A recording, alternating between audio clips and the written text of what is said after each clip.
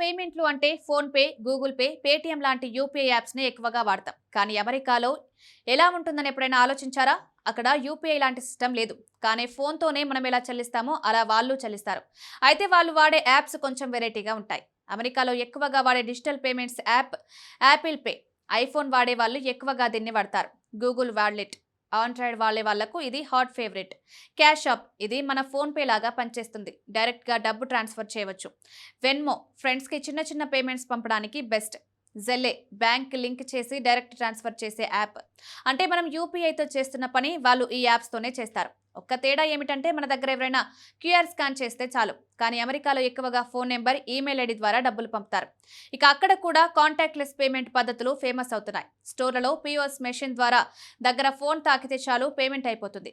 అంతేకాదు Amazon, Walmart, Starbucks లాంటి stores యాప్లు కూడా పేమెంట్స్ కి ఉపయోగపడతాయి. మీరు కూడా అమెరికా వెళ్లే ప్లాన్ లో ఉంటే ఇవే యాప్స్ మీకు ఉపయోగపడతాయి.